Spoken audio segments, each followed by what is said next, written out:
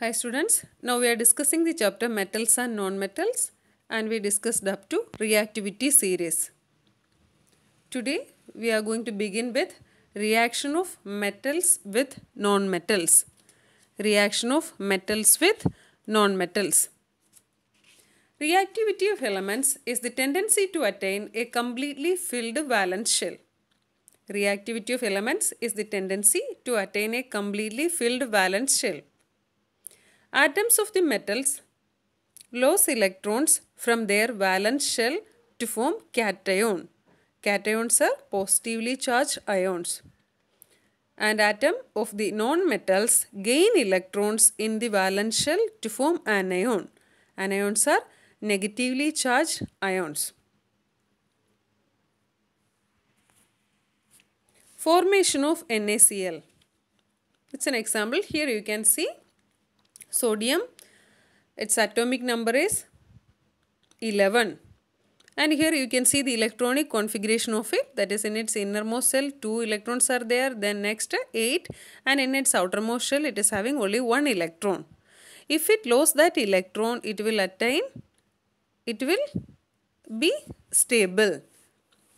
And when sodium, it loses 1 electron, it forms Na plus ion. That we can call it as sodium cation. Now its electronic configuration you can see 2 in the innermost shell and just outside that 8 electrons are there. Now it is stable. Now it loses 1 electron and it forms the sodium cation. Cations are the positively charged ions. Here in the second you can see chlorine. The atomic number of chlorine is 17 and the electronic configuration is 287. Here if it's a non-metal. Chlorine is a non-metal. The non-metals normally gain electrons in the valence shell to form anion. Here it is accepting 1 electron and after accepting or gaining that electrons it forms Cl minus. Cl minus means it is one anion. Negatively charged ions are called anions. Here that is chloride anion is formed. Chloride anion, its electronic configuration you can see 2, 8 and in outermost shell it is having 8 electrons are there. That is, reactivity of elements is the tendency to attain a completely filled valence shell. Now in both the cases you can see that outermost shell is completely filled. That is 8 electrons are there in sodium cation and in chloride anion. Here you can see that sodium. That black dot means that is one electron in its outermost shell.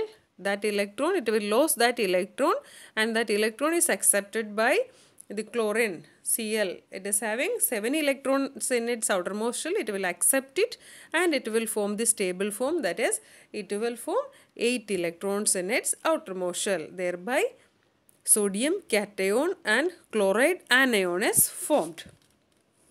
Okay, now we can call it as an ionic compound.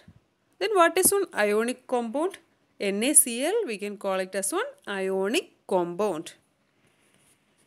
What are ionic compounds? What are ionic compounds?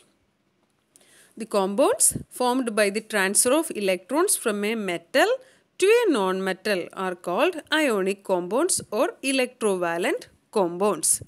The compounds formed by the transfer of electrons from a metal to a non-metal are called ionic compounds or electrovalent compounds. Here ionic bond, they are having ionic bonds between. Here we can see that ionic bonds are there between the oppositively charged ions. That is between the cation and anion. Sodium cation and chloride anion. There we can see strong ionic bonds between them. And here there is also electrostatic attraction between the opposite charges. That's why we can call such compounds as ionic compounds or we can call them as electrovalent compounds. The compounds formed by the transfer of electrons from a metal to a non-metal are called ionic compounds or electrovalent compounds. What are the properties of ionic compounds? First we are going to discuss about their physical nature. They are solid, hard, and are generally brittle.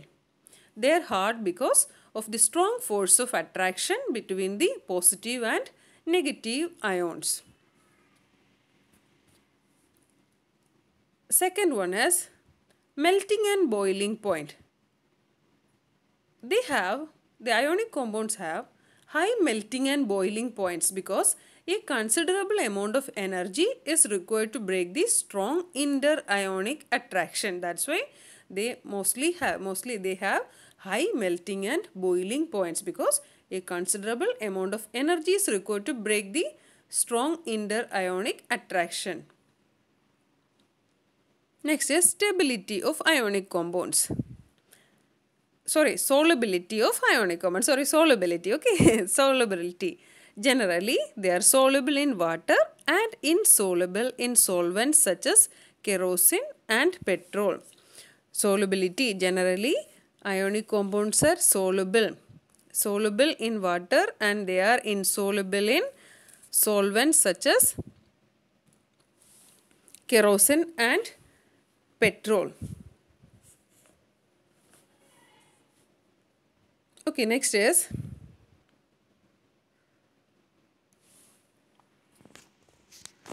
conduction of electricity.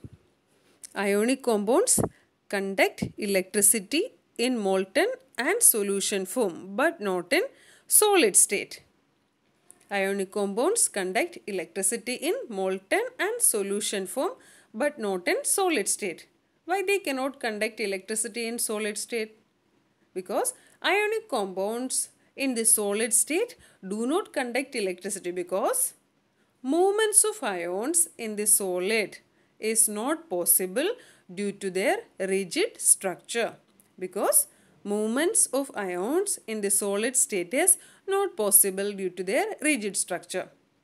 They can conduct electricity in molten state. In molten state, the electrostatic force of attraction between the oppositively charged ions are overcome due to heat energy. Due to heat energy.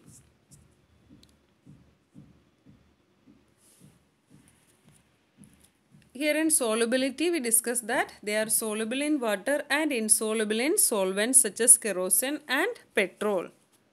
That is, ionic compounds they are soluble in any liquid that is capable of breaking the ionic bond in them. Water breaks the ionic bond by hydrogen bonding. As water itself has a more ionic bond and polar in nature. But many other solvents such as kerosene and petrol are not capable of breaking the ionic bond. Hence cannot dissolve ionic compounds. Okay, now we discuss the properties of ionic compounds. Hope you understood the concept.